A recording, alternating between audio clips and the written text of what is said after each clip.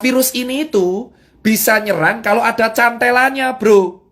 Nah, ada cantelannya. Jadi kayak gini. Nah, ini adalah ini virus. Ini virus. Saya ulangin, ini virus. Nah, ini tuh ibaratnya adalah sel tubuh. Sel tubuh kita tuh kayak gini. Ya nggak segede ini, tapi anggap aja sel tubuh kita kayak gini. Nah, virus ini virus. Virus ini tuh bisa nyantel kalau cangklongannya ini sesuai. Paham? Nah, ternyata yang sel-selnya sesuai amin itu di tenggorokan sama di paru. Makanya virusnya itu langsung nempel di tenggorokan. Tak!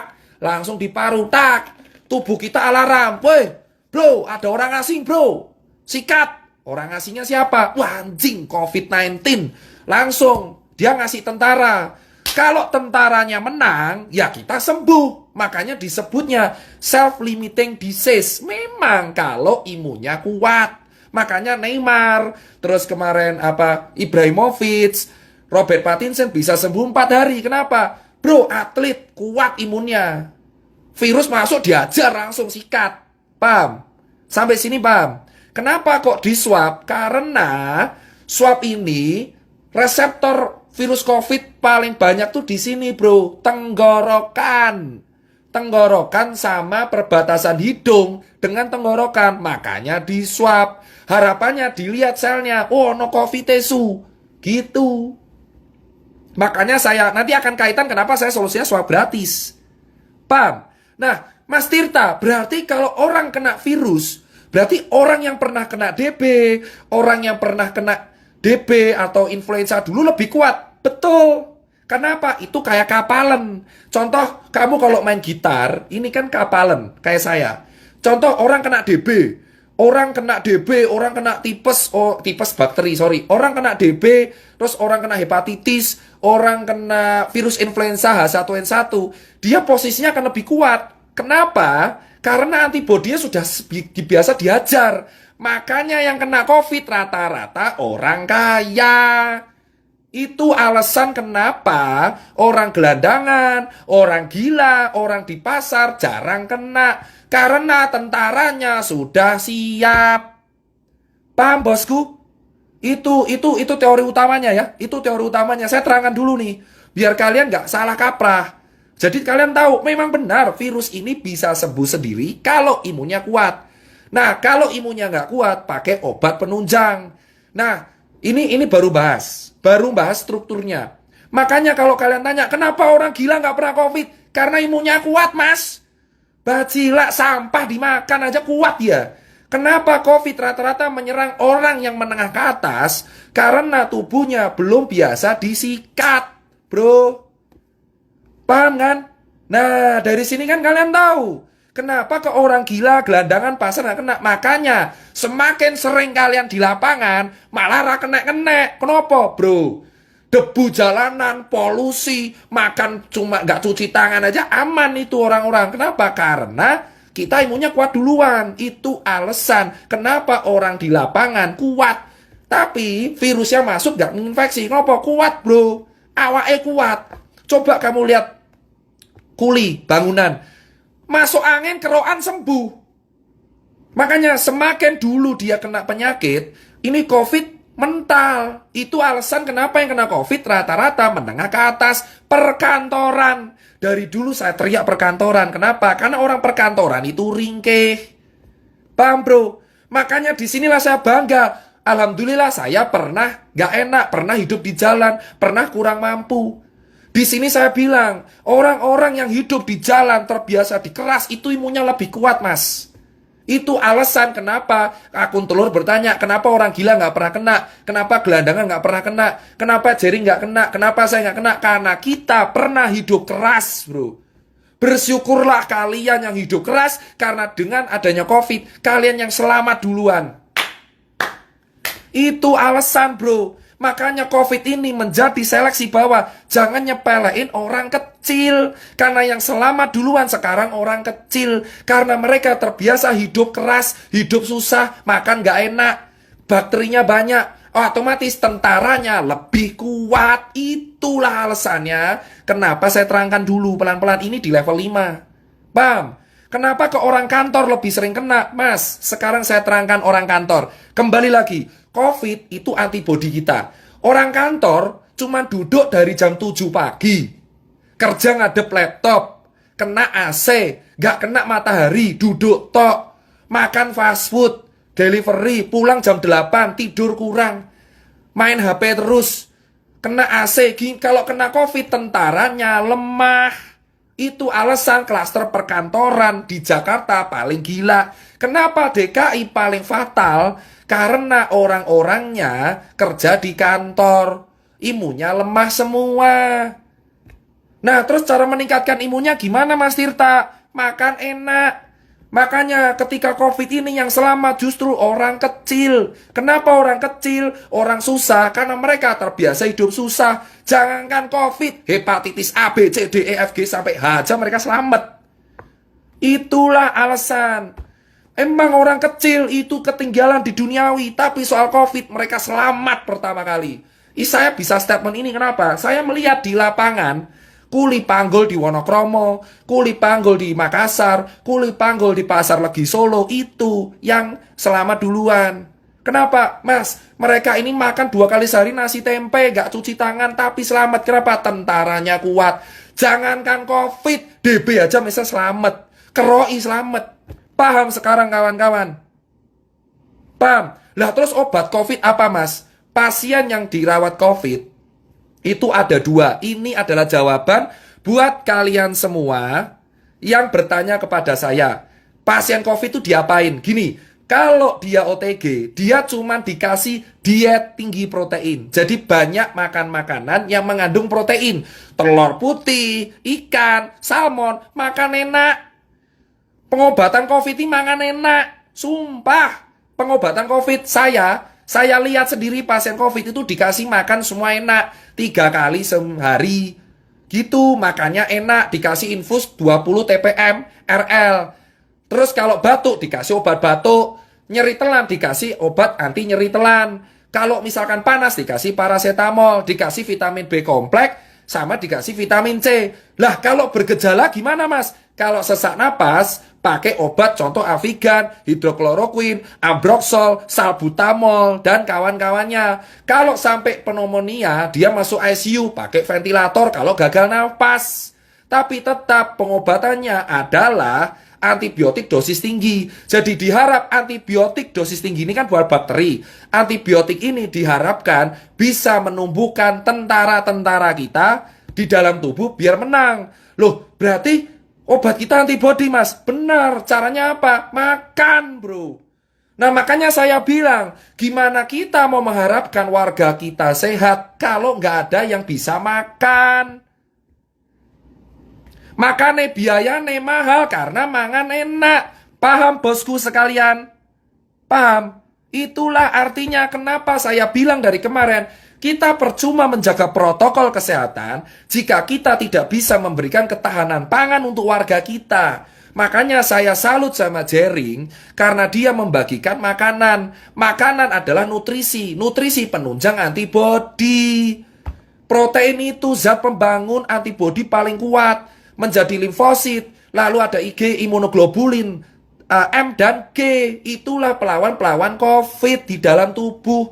Gimana orang mau sehat kalau nggak bisa makan? Kalau kita cuma pakai masker, tapi kita nggak makan, sama aja tetap sakit. Dasarnya udah salah.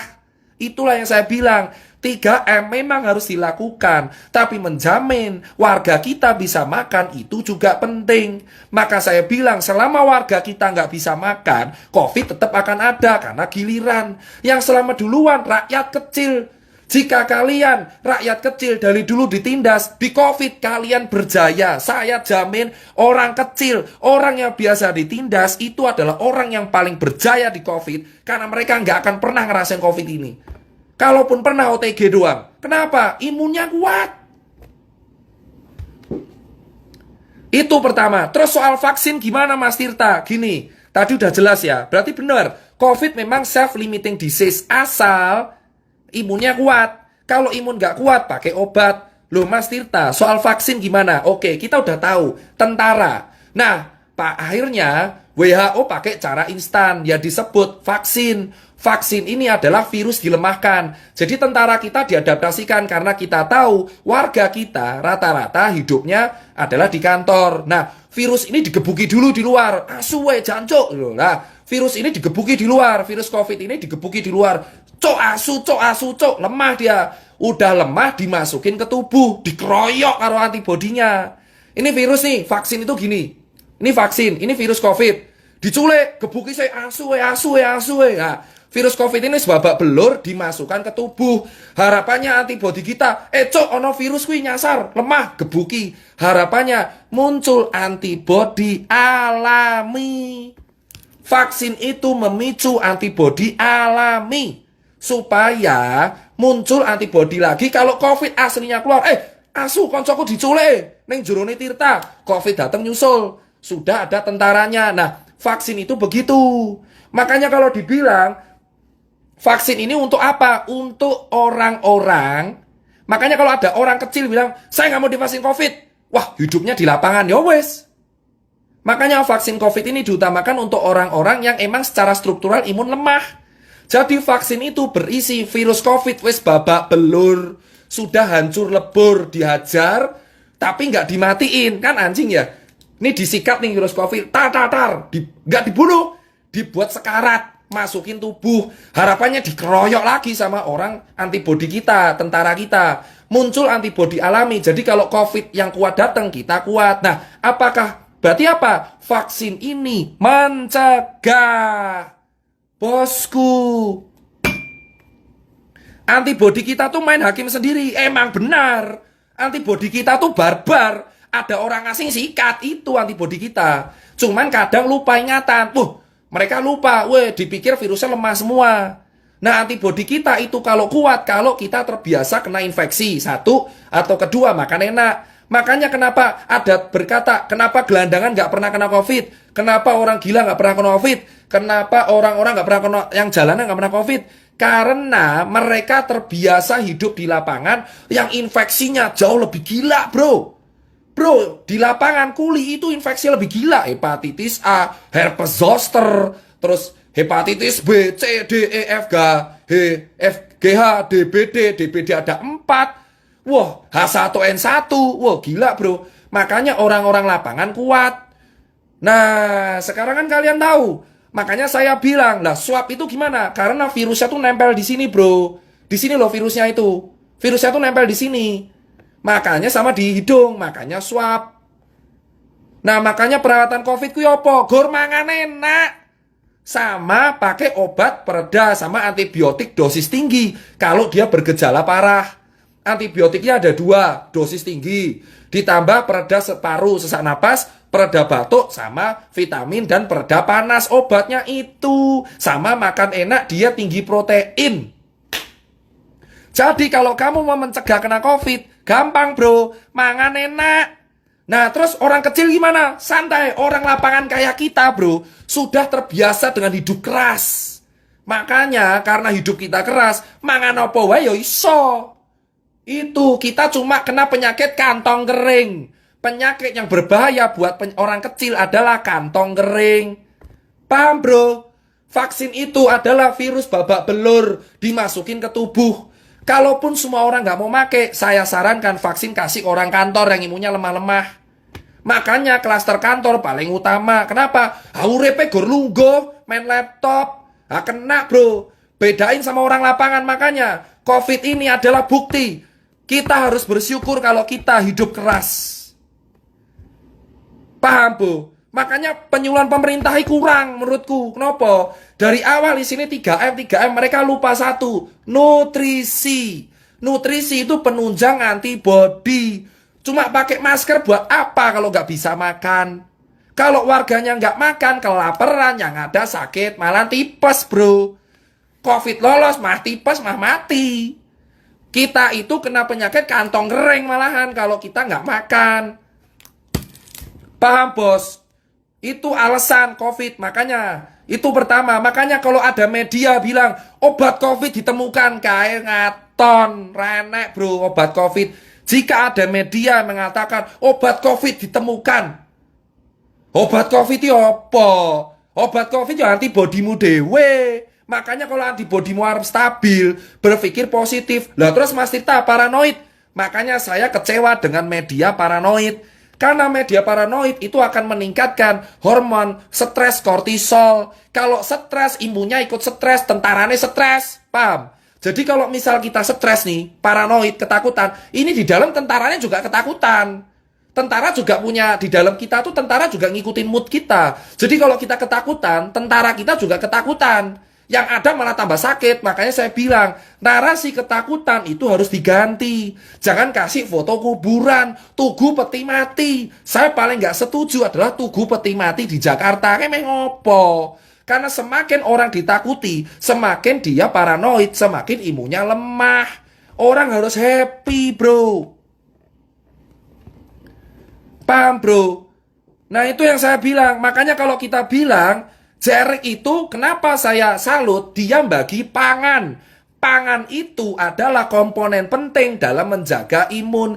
Jering itu sebenarnya pinter, bro, tapi cara ngomongnya emosi. Makanya rata-rata hatersnya banyak, ada yang baper dilaporin. Yang laporin bukan saya, tapi orang yang baper.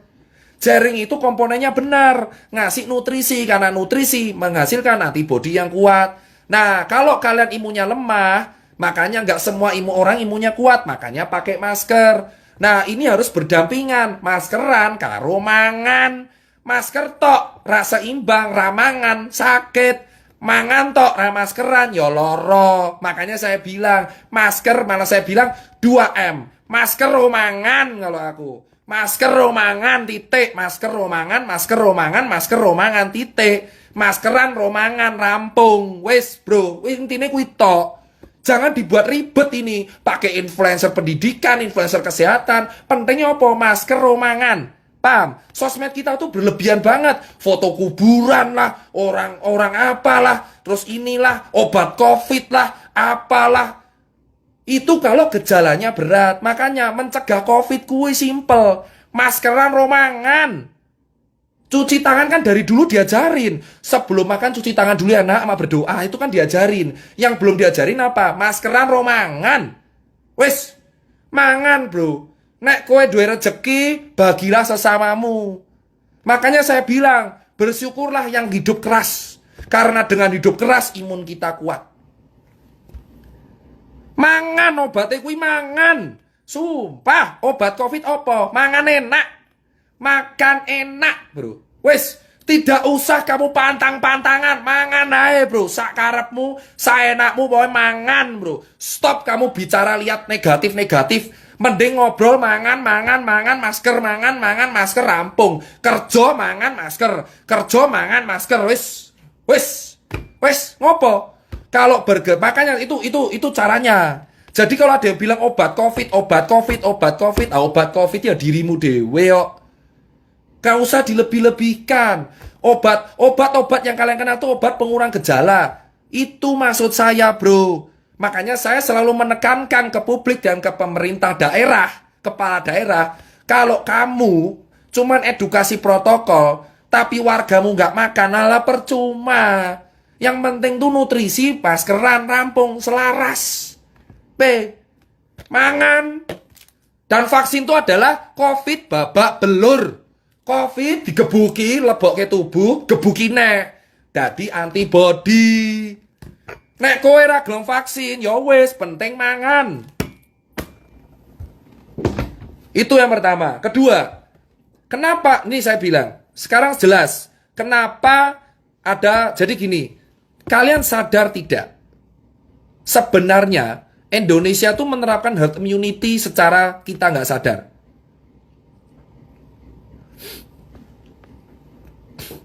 Ya, yang benar adalah apa saya bilang ya, Indonesia tuh sebenarnya sudah menerapkan herd immunity. Secara kalian nggak sadar. Paham? Herd immunity, ini saya baca. Herd immunity itu adalah, nih saya baca ya. Ini saya baca nih. Herd immunity, saya bawa datanya nih. Mana herd immunity. Nih, herd immunity adalah, ini saya baca sumbernya dari Mayo Clinic. Di Mayo Clinic, saya akan lihatkan.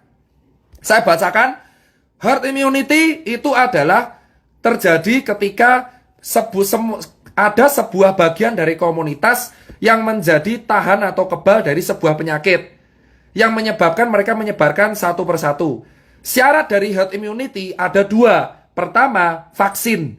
Kedua adalah infeksi natural. Nah, makanya saya bilang, jika ada nakes yang mengatakan, kita tuh gak herd immunity. Nah, kalian tuh sadar gak? Kita secara gak langsung sudah menerapkan herd immunity. Saya mendapatkan sumber dari ini web kalau saya dokter ya. Mayo Clinic ORG. Ini adalah kayak website kalau saya dulu kuliah dokter pakai ini semua kalau diskusi.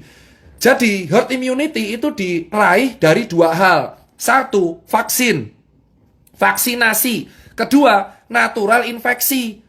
Lah terus kalau pemerintah bilang kita tidak herd immunity, lah ini sumber jurnal aja mengatakan bahwa salah satu syarat herd immunity adalah satu vaksin, dua infeksi natural. Secara nggak langsung kita ini sudah mengalami infeksi natural. Karena infeksi kita tambahnya ribuan per hari, tidak terkontrol, tapi banyak yang sembuh. Paham maksud saya? Ketika banyak angka positif naik, tapi diiringi angka kesembuhan yang naik, itulah ada salah satu gejala herd immunity. Paham nggak? Jadi secara nggak langsung kita tuh sudah menerapkan herd immunity. Cuman orang kita tuh malu ngomong. Herd immunity diraih dari dua hal. Satu, infeksi natural. Kedua, vaksinasi. Vaksinasinya Januari. Jadi secara nggak langsung kita nih OTW herd immunity. Kenapa saya bilang gejala herd immunity adalah infeksinya masif, angka positif naik, diiringi angka kesembuhan yang naik. Tapi angka kematiannya ini harus turun. Kalau angka kematian turun berarti kebal. Orang sakit auto sembuh. Nah, angka kematian kita tinggi. Nah, itu yang diaudit, tanda tanya. Kenapa angka kematiannya tinggi? Apakah datanya benar emang matinya tinggi? Atau memang dia komorbid? Atau straight karena COVID? Itu yang dievaluasi, bosku. Kemana aja 7 bulan? Ini 7 bulan kemana aja? Ini 7 bulan. Saya ngerangin ke orang awam aja bisa. Kenapa kita malas mengakui kita tuh sudah herd immunity? Gak usah malu-malu. Indonesia ini secara nggak langsung menerapkan herd immunity. Kenapa saya bilang mengatakan seperti itu? Dari Mayo Clinic ORG, salah satu website sumber kalau anak kedokteran belajar, itu dikatakan syarat herd immunity ada dua. Nih saya bilang, saya lihat sendiri. Pertama, nih vaksinasi.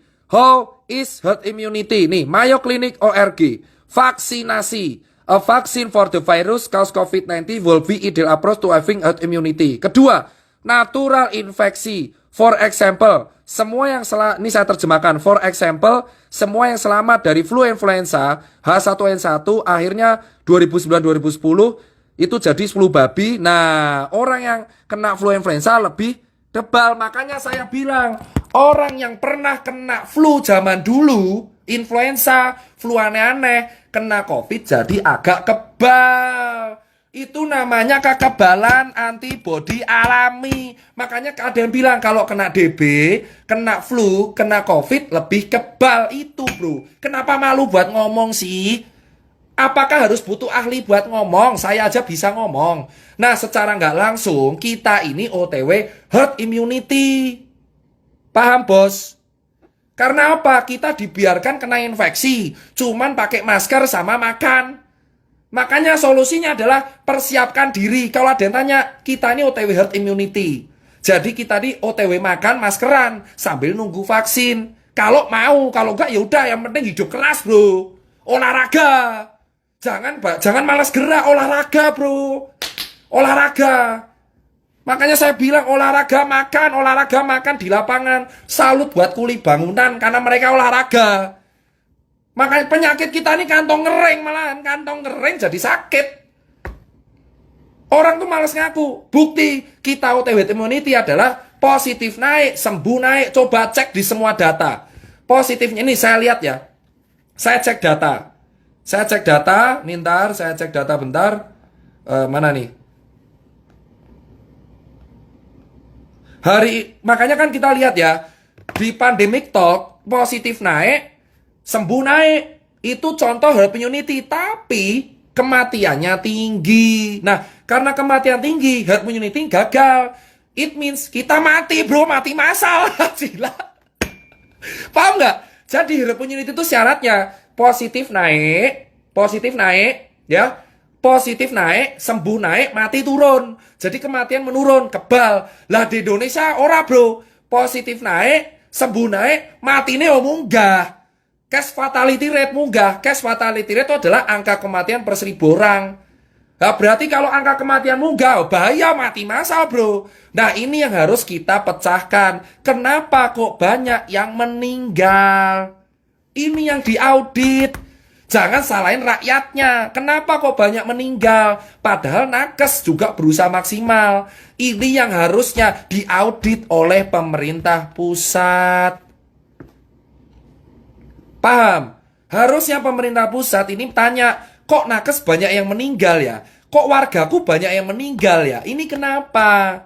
Apakah komorbid? Apakah datanya benar? Apa sudah diautopsi? Apakah karena ada gejala pemberat? Apakah karena kelelahan? Itu yang harus diaudit. Namanya audit mortalitas. Audit kematian.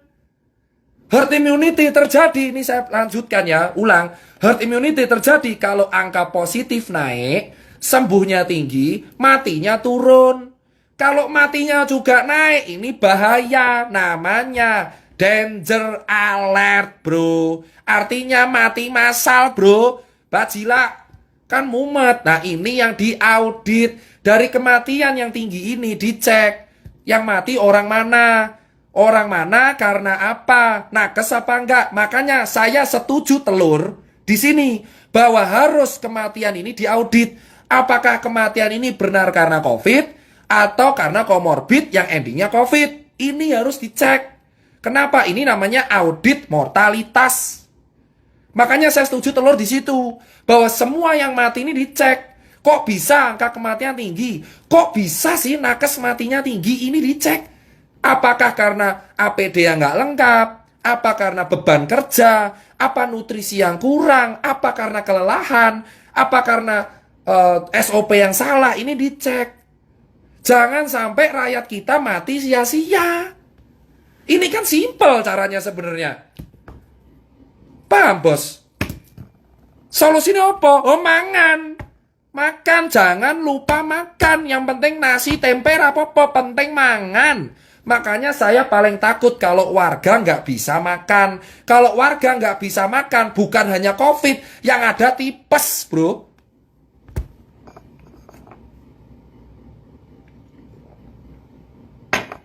Itu yang meninggal dicek. Kenapa kok bisa meninggal? Apakah dikarenakan dia COVID? Penyebabnya apa? Kok bisa parah gitu loh. Ini yang dicek. Apakah dia kena stroke terus kena COVID? Terus meninggal? Apakah karena dia kelelahan kena COVID meninggal? Ini yang harus dibuat penelitian metode kohort. Penelitian. Harusnya ada audit tim epidemiologi. Itu yang saya tanya. Nakes tugasnya bekerja. Menyembuhkan. Relawan kayak saya edukasi. Rakyat cari kerja, cari makan. Wah, negara melindungi. Kepala daerah menjamin kesehatan dan kemakmuran rakyatnya. Paham bos? Sudah kejawab semua bro. Dari awal saya ngomong, gatel banget 7 bulan saya baru lihat. Saya tuh lihat perawatan COVID, makan enak, dikasih obat, sesak napas dikasih, olahraga.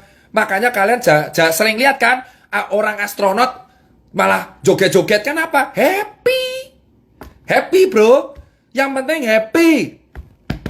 Bahagia, jauhkan media paranoid. Semakin paranoid, imun rendah. Gak makan, imun rendah. Gak pakai masker, keinfeksi. Makanya, masker romangan. Itu solusi saya. Masker romangan, wis. MRM. Masker romangan, masker romangan, masker romangan, masker romangan. Pateni TV ne, narasi positif. Saling gotong royong. Wis rampung bro. Ini makanya saya bilang, penerapan PSBB di Jakarta awal mulanya saya kira bagus. Karena ngelok kantor, saya kira ini PSBB DKI ngelok kantor. Karena problemnya tuh kantor, orangnya ringke-ringke. Kalau orang lapangan kuat-kuat bro. Lah kok malah yang dirahasia orang lapangan kan bingung bro. Orang lapangan tuh udah kuat, sudah kebal. Harusnya yang kena kantor. Lah malah kantornya dibuka, lapangannya sing di PSBB, kan kebalik logikanya. Itulah makanya saya bingung. Saya kira di awal saya setuju yang di lock kantor. Karena orangnya ringkeh bro, sumpah. Bedina udah tudut rang opo. Lah orang lapangan ojol kena matahari srengenge terus panasan. Mangan saane. Nah yang dicegah orang lapangan. Lah kan bingung. Orang lapangan ini penyakitnya kanker, kantong kering. Malah ramangan, malah loro tipes. Harusnya di lock itu kantor. Makanya saya bilang kalau PSBB-nya nggak efektif, malah orang lapangan. Lah malah sekarang gini, yang di lock orang lapangan. Lah orang kantor ya tinggal pindah Bekasi bro, rame-rame. Makanya apa itu di broker cafe, coffee shop malah rame. Itu orang Jakarta semua bro. Karena di sini ditutup semua. It mean PSBB Jakarta gagal. Paham bro? Sebenarnya kejadian di Bekasi itu bukan salah Bekasinya, tapi salah berarti bukti PSBB ini Jakarta gagal. Wes, percaya bro. Saya berani ngomong kenapa? Itu cek semua. Orang yang ke coffee broker itu orang Jakarta bro rata-rata. Karena mereka bingung di Jakarta nggak ada tempat nongkrong. Eksodus neng Bekasi. Padahal biasanya Bekasi dibully. Kota planet, kota planet. Ketika PSBB ke Bekasi. Jelas, makanya saya nggak mau upload yang coffee broker. Kenapa? Karena orang yang di broker coffee ini orang Jakarta. Malah menjadi bukti bahwa gagal PSBB-nya. Paham nggak bro? Orang lapangan itu orang paling survive. Orang lapangan tuh gak akan nongkrong-nongkrong, cari duit. Kuli bangunan, pemulung, gelandangan, PKL, ojol, terus kuli pasar, pedagang pasar, preman pasar, terus supir taksi. Itu adalah orang lapangan. Orang yang seharusnya dikasih makan. Berarti Bekasi ramai itu karena Jakarta. Berarti bukti sudah tidak usah PSBB. Nopo? Goro-goro PSBB orang Jakarta ke Bekasi malah kafe ini rame. Paham bos? Ini ngapain ada Anjay sih? Hei Lutfi, kamu itu udah ngurusi Anjay Kurinjay aja, nggak usah ke live saya ngapain. Makanya saya bilang bosku, ini orang yang ke Bekasi itu orang eksodus dari Jakarta. Saya sarankan PSBB Jakarta itu cukup kantor. PSBK, pembatasan sosial skala besar khusus kantor. Nah, PSBK, pembatasan sosial berskala kantor. Nah, gitu loh bro. PSBK, saya usul PSBK, pembatasan sosial berskala kantor. Kenapa? Karena yang bermasalah kantor pak. Orang iring kalau orang-orang lapangan dijamin kuat pak. Wes stop, los kemawon. Los kemawon, orang yang lapangan tuh mangannya susah, penyakitnya kanker, kantong kering. Obat covid mangan ro maskeran. Wes jelas. Obat covid hidrokloroquine, Avigan, opolah antibiotik itu pereda. Pembuat stimulasi supaya antibodinya kuat jadi kayak tank. Paham bro, makanya saya salut sama wartawan. Wartawan itu imunnya kuat. Keliling, mangane lali, nyari berita terus. Wartawan, polisi, TNI, Satpol PP, nakes, relawan, ojol, taksi, supir online, pemulung, preman, kuli pasar, kuli panggul, kuli bangunan, kuli semen, Pak Ogah, tukang parkir, tukang semen, tukang adonan, PKL, ibu-ibu panggul, tukang jual tisu, anak pengamen, anak pang, skateboarder, itu imunnya kuat bro, gak usah diurusin. Kuat, mantap. Sing bener PSBK, pembatasan sosial berskala kantor. Orang kantori ringke bro mesake, dipus kerja 12 jam kena AC terus. Nah itu kantor yang bener Pak Anies, gitu. Itu saya suruh, saya kan relawan DKI, tolong ya. Nah, karena PSBB-nya gagal, makanya orang Jakarta ke Bekasi nongkrongnya di broker coffee shop. Karena ada akustik. Lah berarti salah siapa? Salah Bekasi? Ya enggak, Bekasi emang nggak ada PSBB. Sebelum ada PSBB Jakarta, PSBB Bekasi coffee broker ya rame, biasa wae. Coffee broker itu sebelum ada PSBB Jakarta tuh biasa aja, nggak rame-rame banget. Begitu Jakarta PSBB, orang Jakarta ke Bekasi. Makanya saya bilang ini itu bukti bahwa PSBB efektif. Wes, jadikan PSBK, pembatasan sosial berskala kantor. Orang lapangan gak usah diurusi, ben golek mangan, penting maskeran. Masker dan makan adalah solusi hidup melawan COVID. Nutrisi dan masker, nutrisi, masker. Jelas? Vaksin, virus COVID, babak belur. Obat COVID, meredakan gejala. Sudah, mau tanya apa lagi? Sekarang saya akan bahas data. Nih